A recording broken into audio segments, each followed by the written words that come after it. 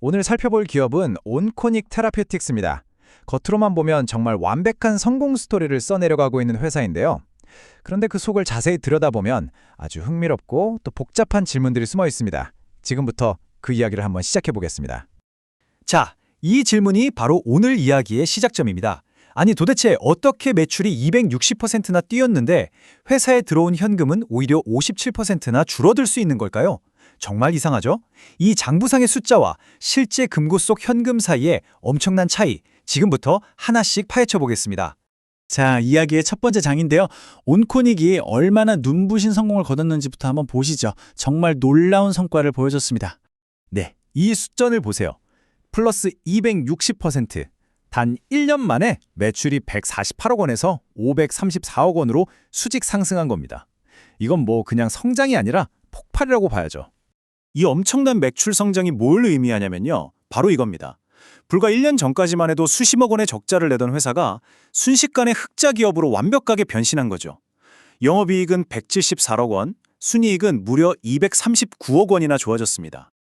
근데 여기서 정말 중요한 포인트가 뭐냐면 그냥 매출만 늘어난 게 아니라는 겁니다. 영업이익률이 23.6%에 달한다? 이건 이 회사의 신약, 자큐보가 얼마나 돈을 잘 버는 수익성 높은 제품인지를 제대로 증명해낸 셈입니다.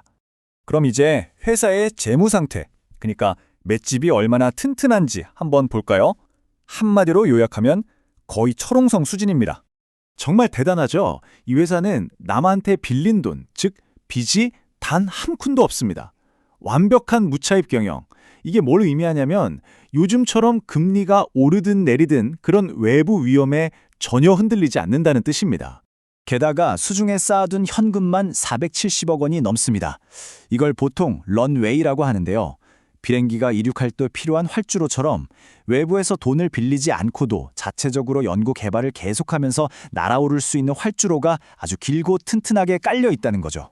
자, 그런데 말이죠. 이렇게 겉으로 보이는 화려한 숫자들만 보면 중요한 걸 놓칠 수 있습니다.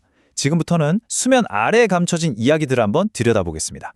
다시 처음 던졌던 질문으로 돌아왔습니다. 분명히 158억 원이라는 큰 이익을 냈다고 했는데 어째서 회사 금고는 그만큼 채워지지 않은 걸까요? 그 돈 다 어디로 사라진 걸까요? 이 표를 보시면 그 차이가 한눈에 들어옵니다. 장부에는 분명히 158억 원 이익이라고 찍혀 있는데 실제 영업을 통해서 회사 통장에 들어온 돈은 고작 28억 5천만 원 뿐입니다. 비유하자면 월급 명세서에는 1,000만 원이라고 찍혔는데 아직 통장에는 200만 원밖에 안 들어온 상황인 거죠. 그럼 왜 이런 일이 벌어졌을까요? 기술적인 원인은 바로 이겁니다.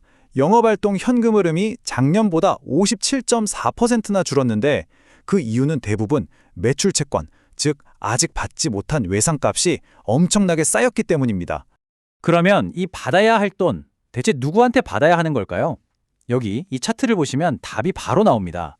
전체 매출의 무려 83%, 그러니까 443억 원이 딱 한 군데서 나와요. 바로 모회사인 제일약품입니다.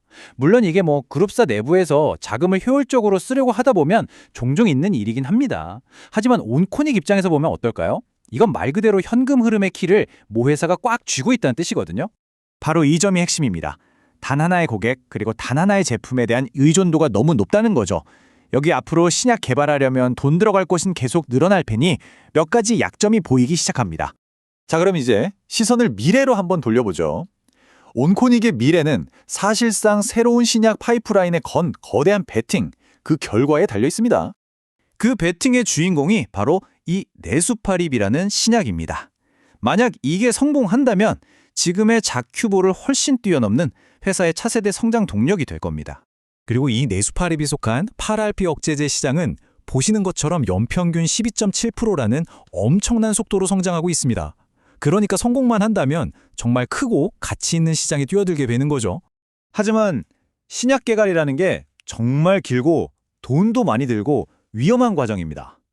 네수파립은 지금 이상 단계에 와 있는데요.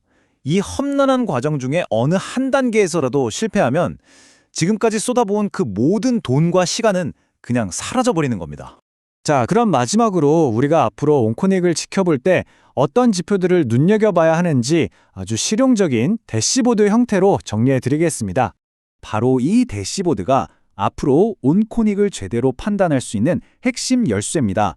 첫째, 장부상 이익이 아니라 진짜 현금을 얼마나 버는지 보여주는 영업활동 현금 흐름이 늘어나는지. 둘째, 모 회사가 외상값, 즉 매출 채권을 제때 잘 갚아서 이게 줄어드는지. 그리고 마지막으로 특정 고객에 대한 의존도에서 벗어나고 있는지 보여주는 특수관계자 매출 비중이 낮아지는지. 이 세 가지를 꾸준히 지켜봐야 합니다. 이 중에서도 딱 하나, 가장 중요한 지표를 다시 한번 강조하자면 단연 영업활동 현금 흐름입니다. 왜 순이익과 이 현금 흐름 사이에 이렇게 큰 차이가 나는지를 이해하는 것이야말로 온코닉이라는 회사를 제대로 이해하는 첫걸음입니다. 그래서 단기적으로 우리가 던져야 할 가장 중요한 질문은 바로 이겁니다. 다음 분기 실적 발표 때 과연 이 현금 흐름이 장부상의 이익을 따라잡는 모습을 보여줄 수 있을 것인가? 그리고 이 모든 이야기를 관통하는 궁극적인 질문은 이것이겠죠. 미래의 거대한 성공이라는 꿈이 현실이 되기 전에 과연 이 회사는 지금 당장의 현금 흐름 문제를 해결하고 끝까지 버텨낼 체력이 충분할까요? 온코넥의 미래는 바로 이 질문에 대한 답에 달려 있을 겁니다.